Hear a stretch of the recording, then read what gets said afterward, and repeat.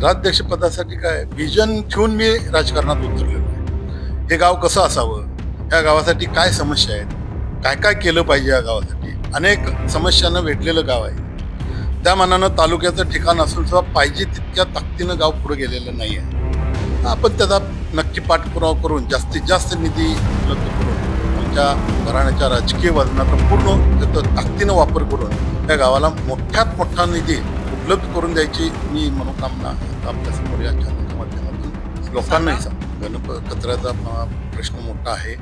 त्याचबरोबर क्रीडा संकुलन, आरोग्याचा सुद्धा मोठा प्रश्न आहे. आपण बघितलं असेल की आरोग्याचा एक मोठा प्रश्न गावात वारंवार निर्माण होतो.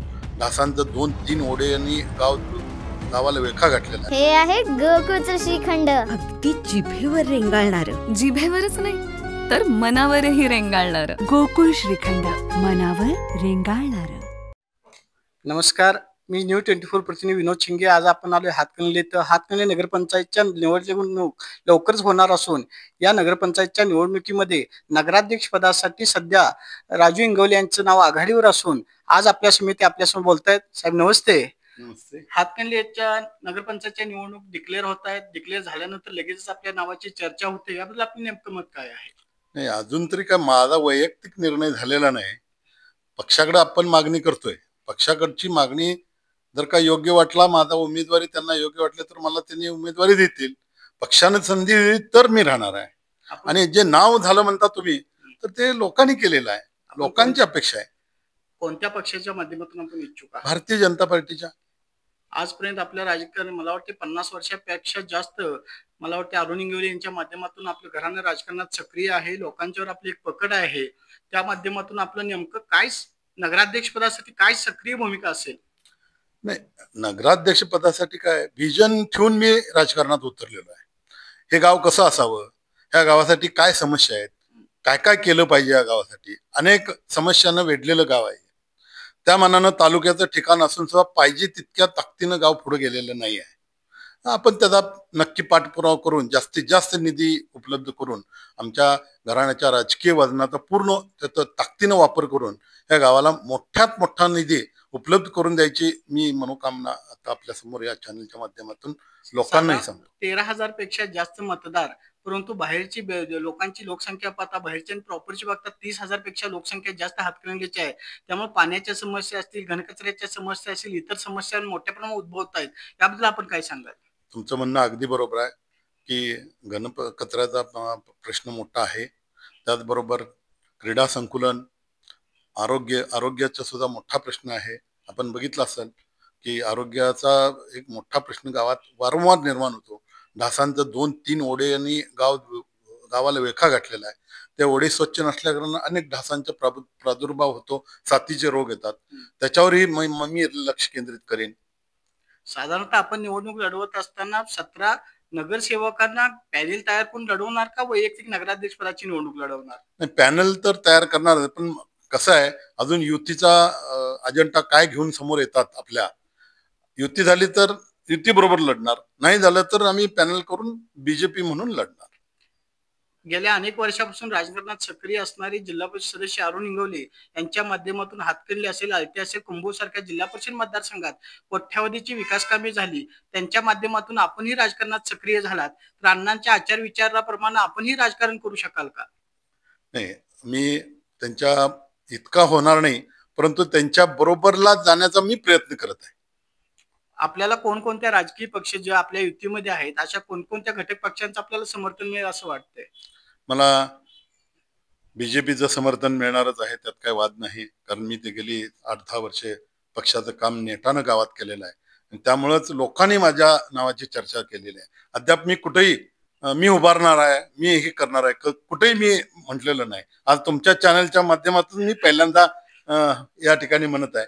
परंतु मी सांगतो आपल्याला, विनय कोरे सावकार असतील, प्रकाश अण्णा आवाडे असतील, किंवा राहुल आवाडे असतील, मुन्ना महाडिक असतील, अमल महाडिक असतील, हे सगळे, चंद्रकांत दादा असतील, हळवणकर साहेब आहेत खरे आमचे समर्थक. आम्हाला ज्यांनी राजकारणात बीजेपीकडे घेऊन गेले ते हळवणकर साहेब असतील. त्यांच्या सगळ्यांच्या माध्यमातून मी निधी पण आणलाय गावात भरपूर. माझ्या पद्धतीनं जेवढं काय करायचं तेवढं मी केलेलं आहे. परंतु मागच्या वेळीचा हे जर का बघितला तर गावातलं एकंदरीत चित्र आणि आजचं चित्र हा वेगळा विषय आहे. हम्म. परंतु येणाऱ्या काळात जर का गावानं मला संधी दिली, एक निधी आणणारा काम करणारा माणूस जर का म्हणून माझ्याकडे आज लोक बघायला लागलेत, परंतु त्या संधीचं मला दिली संधी तर मी त्याचं सोनं करीन. मागील वेळची इलेक्शन पाहता महाविकास आघाडीचे कैलासवासी अरुण जानवेकर यांनी लोकनियुक्त नगराध्यक्ष पदाचा होण्याचा मान मिळवला. त्यांच्या निधनानंतर पुन्हा त्यांच्याच पत्नी अर्चना जानवेकर ह्या नगराध्यक्ष झाल्या. त्यांच्या कार्यकालामध्ये नेमकी कोणती विकास कामे झाली आणि कोणती झाली नाही? नाही, काय झालं, त्यांना एक तर शॉर्ट पिरियड मिळाला, अतिशय कमी वेळ मिळाला. कमी वेळेत राजकारणात फार काय करता येते असं मला वाटत नाही. किमान तुम्हाला 2-3 वर्षाचा तरी पिरियड, 3 महिन्यात आणि एक लेडी काय करणार आहे. तरी पण त्यांच्या हिशोबानं थोडी कामं झालेली आहेत. मी असं म्हणणार नाही की त्यांनी काहीच काम केलं नाही.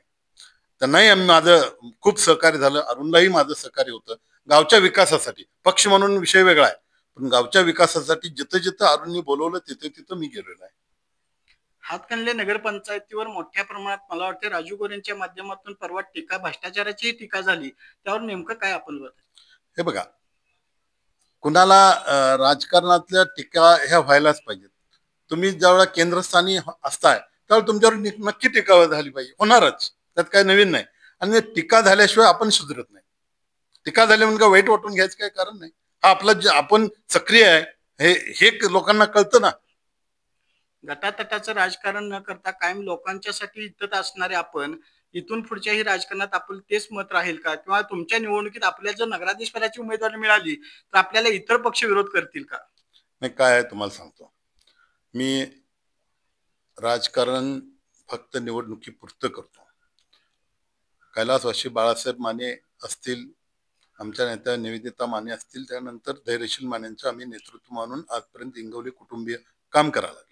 त्याच्यानंतरच्या पिरियडमध्ये आम्ही ह्या मंडळींचा, मुन्ना माडिक असतील, अमल माडिक असतील, आवाडी असतील, आता नवीन BJP मध्ये आले, त्या सगळ्यांचं नेतृत्व एकत्र करून आम्ही हे राजकारण करतो. आणि दुसरा प्रश्न राहिला असा, कोण विरोधात जातंय, कोण आमच्या बरोबर येतोय, हा नंतरचा विषय. आज तर मी रिंगणात यायचं ठरवलंय. जर का महायुतीनं दिली संधी तर आम्ही इलेक्शनला लढवणार आहे. पक्षानं आपल्याला संधी दिल्यास हातकणंगलेच्या जनतेला आपण काय संदेश द्याल? हातकणंगलेच्या जनतेला नक्की सांगेन, एक आदर्श गाव नगर परिषद, कारण नगर परिषद स्थापन करायलाच मुळात अरुण इंगोलेंनी मुहूर्तमेढ रोवली, आपल्याला माहिती असेल. अरुण इंगोले असतील, मधुकर परिवारचे पंडित निंबाळकर असतील, कैलासवासी भगवान पवार असतील, अशा अनेक दिग्गज मंडळींनी, अतुल मडपे असतील, अशा दिग्गज मंडळींनी या नगरपालिकेसाठी काम केलेलं आहे. आणण्यासाठी आम्ही होतो. पण अलीकडच्या काळात आणि नगरपालिकेला एवढा निधी आला तो नगर परिषद झाल्यामुळं आला. ग्रामपंचायत असती तर याच्यापेक्षा वाताहत गावाची झाली असती.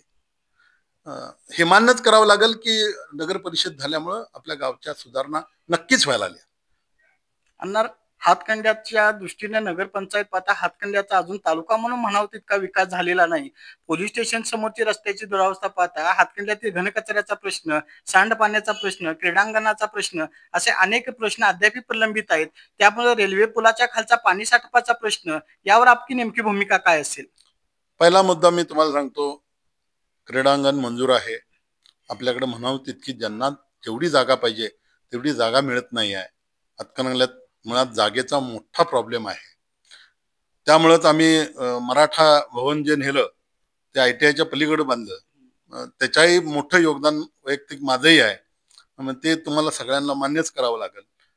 खासदार धैर्यशील मानेंनी एक मोठं काम आपल्या ह्या भागात उभं केलं. दुसरी गोष्ट, हातकणंगल्यापासून आता तुम्ही रेल्वे पुलाखालच्या रस्त्याचा प्रश्न उभा केला. 5 तिकटीपासून जवळजवळ पोलीस स्टेशन पर्यंतचा रस्ता, हे वेगवेगळ्या माध्यमातले फंड आणून मी तो रस्ता केला. पहिला फंड आणला नगरविकास मधनं 5 तिकटी ते वेताळबापर्यंतचा, जवळ 17 लाख रुपये त्याला लावले. मधल्या टप्प्यात अरुण जानवेकरने 19 लाख रुपये लावले. तिथनं पुढच्या टप्प्यात आदरणीय तुमचे बंटी पाटील साहेबांच्याकडून मी भांडून अक्षरशः ज्यावेळी आम्ही बिनविरोध केली 3 महिन्यासाठी हे नको, तेव्हा मी म्हणलं बंटी साहेब गावासाठी तुम्ही काय देणार? गावासाठी नाही म्हणले, तुझ्यासाठी मी 25 लाख रुपये देतो. मी म्हणलं माझ्यासाठी नको, हा मेन गावातला मी तू म्हणशील तिथं लावूया म्हणले. ते एक बंटी पाटील साहेबांनी 21 लाख रुपये लावले. अशा म्हणून तो रस्ता मी पूर्ण केला. हे काम माझं दिसण्यासारखं आहे आणि अतिशय खराब झालेला रस्ता होता, आपल्याला माहित आहे. आता तो चांगला झाला. आता पुलाखालचा विषय, दोन्ही पुलाखालचा रेल्वे आपल्याला काम करू देत नाही, रेल्वे परवानगी देत नाही. अनेक पत्रव्यवहार झालेले आहेत. जोपर्यंत रेल्वे आपल्याला परवानगी देत नाही, मग रेल्वेला आम्ही म्हणा लागलोय की आम्हाला नका परवानगी देऊ, पण तुम्ही तर निदान तो करा. पण अद्याप त्याच्यावर काय तोडगा निघालेला नाही. हे दुर्दैव आहे. सर्वसामान्य जनता म्हणते की खासदार आमदार आपल्या पक्षाचे आहेत, आपल्या जवळचे आहेत, तरीही विकास कामं खंडित का? आता हे बघा, विकास कामे खंडित काय नाहीत, त्या पद्धतीनं काम चालू आहे. परंतु सत्तेत आम्ही बसल्याशिवाय विकास कामाला जोर येणार नाही आणि फंड त्याशिवाय येणार नाहीत. हिंगवले काय आहेत हे अख्ख्या तालुक्याला माहित आहे. ज्यावेळी ताकदीनं आम्हाला गावानं जर का एकमुखानं आम्हाला जर का सत्ता दिली, आणि कुणालाही देऊ दे सत्ता, पण एकमुखानं द्यायला पाहिजे. एकमुखानं सत्ता ज्यावेळी येईल त्यावेळेला ह्या गावचा खऱ्या अर्थाने चेहरा आणि मोहरा बदलून जाईल, ही मला खात्री आहे. हातकणंगलेच्या सर्वांगीण विकासासाठी महायुतीनं मला उमेदवारी दिल्यास मी नक्कीच विजयास पात्र ठरेन व गटातटाचं राजकारण न करता हातकणंगल्याच्या सर्व समस्या सोडवण्यासाठी मी प्रयत्नशील राहीन, असा विश्वास हातकणंगले नगरपंचायतीचे इच्छुक नगराध्यक्ष पदाचे उमेदवार राजू इंगवले यांनी आपल्याशी बोलताना व्यक्त केला. न्यूज मराठीसाठी विनोद शिंगे, कुंभोज.